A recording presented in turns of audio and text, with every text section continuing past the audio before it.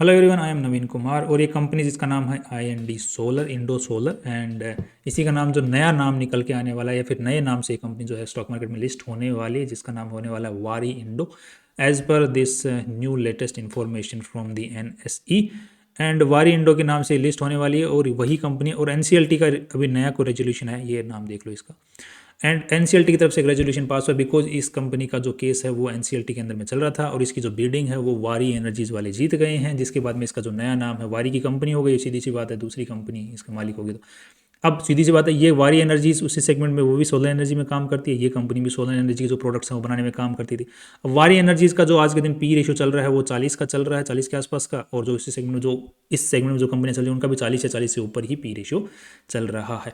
अब सीधी सी बात है कि क्या अभी हुआ क्या इस पर्टिकुलर स्टॉक के अंदर में रिसेंटली, तो यहाँ पे देखने को मिला 5-6 तारीख को इस कंपनी का जो है वारी इंडो का, सॉरी राइट, इसका नाम चेंज हो गया है, कोड नेम चेंज हो गया है स्टॉक मार्केट के अंदर में। तो वारी इंडो का, इंडो सोलर का OFS आया। OFS के जो 4.5 लाख के आसपास में जो शेयर्स थे वो दिए गए थे OFS के तरीके से।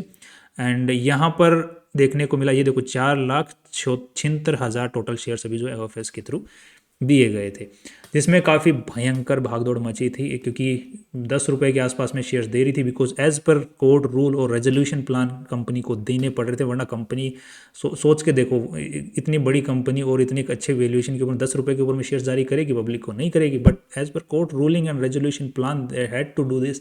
इसलिए इतनी बड़ी भागदौड़ मची, लगभग 25 रुपये के प्राइस पे भी काफ़ी लोग जो है बहुत भयंकर बोली लग रही थी, बहुत ही भयंकर बोली लग रही थी इस कंपनी की, बिकॉज इसकी जो असली वैल्यूएशन है वो 10-20 रुपये के आसपास में पर शेयर की नहीं है। इसकी जो वैल्यूएशन है जो निकल के आ रही है वो 500 के आसपास में निकल के आ रही है comparing to the other companies, right. इसलिए इतनी भयंकर बोली लग रही थी। अब सीधी सी बात है कि अब जो इसका जो प्राइस है, ये कंपनी जो है नए नाम से वारी इंडो के नाम से लिस्ट होने वाली है कब, 19 तारीख को। 19 तारीख को ये लिस्ट हो जाएगी, उसके बाद में रेगुलर ट्रेडिंग स्टार्ट होगी। बट ध्यान रखना, ट्रेड टू ट्रेड कैटेगरी, मतलब आप इंट्राडे वगैरह नहीं कर पाओगे, आपको खरीदना पड़ेगा, फिर 2 दिन वेट करना है, फिर दोबारा आप बेच पाओगे। बट सीधी सी बात, अब इसके शेयर्स ही नहीं मिलेंगे लोगों को, क्योंकि जब अगर ये 500-400 से नीचे मिलेगी तो उसके शेयर्स ही मिलना बहुत मुश्किल है, बिकॉज इसकी वैल्यूएशन बहुत सस्ते में आज के दिन अवेलेबल थी। बट अब लिस्ट हो जाएगा, तो लिस्ट हो जाएगा तो उससे पहले प्री बिडिंग सेशन चलेगा 15 मिनट का। 15 मिनट के प्री बिडिंग सेशन के अंदर में इसका प्राइस जो है, लेट्स सी कितना निकल के आता है। आई एम होपफुल, होपिंग कि 500 से, तो 500 या 500 के आसपास निकल के आना चाहिए। I am hoping just. अब क्यों होप कर रहा हूँ मैं 500 के आसपास में, उसको एक बार लॉजिक समझ लेते हैं। बिकॉज इस पर्टिकुलर कंपनी को वारी एनर्जीज ने खरीद लिया, खरीदने के बाद में उसके कंट्रोल में आ गई, तो उन्होंने भी लेटेस्ट रिजल्ट जारी किया इस पर्टिकुलर कंपनी का, तो 55 करोड़ रुपए नेट प्रॉफिट जारी किया।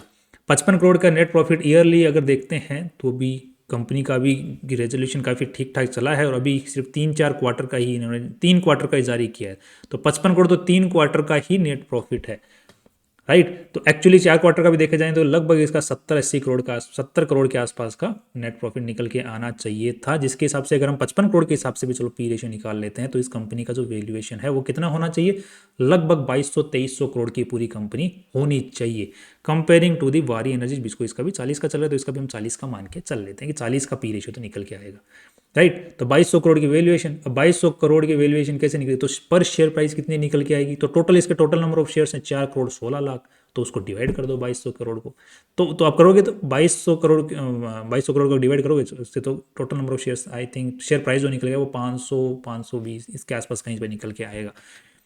तो वो तो हो गया कंपेयरिंग बेसिस के ऊपर में। अब दूसरी चीज, एक चीज और ध्यान देने वाली है कि इसका सिर्फ 3 क्वार्टर का डेटा के हिसाब से ही जो नेट प्रॉफिट है 55 करोड़ रुपए है, जबकि इसमें असली पोटेंशियल अभी निकल के आना बाकी है।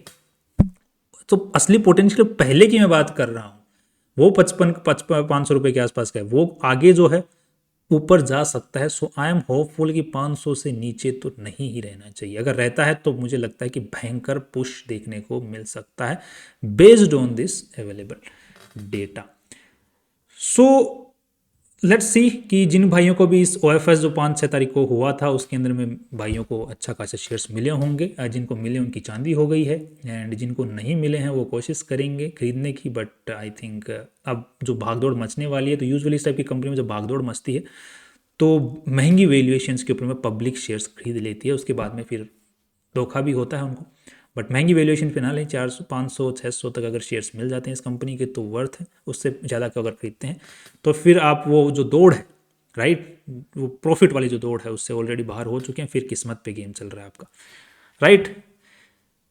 सो आई होप कि जो मैं बताना चाह रहा हूँ आई आई आई बीन क्लियर, कि मैं जो समझाना चाह रहा था मैं समझा पाया हूँ। दैट्स ऑल, एंड कल फिर मिलते हैं इंपॉर्टेंट वीडियो साथ में। That's all, see you tomorrow.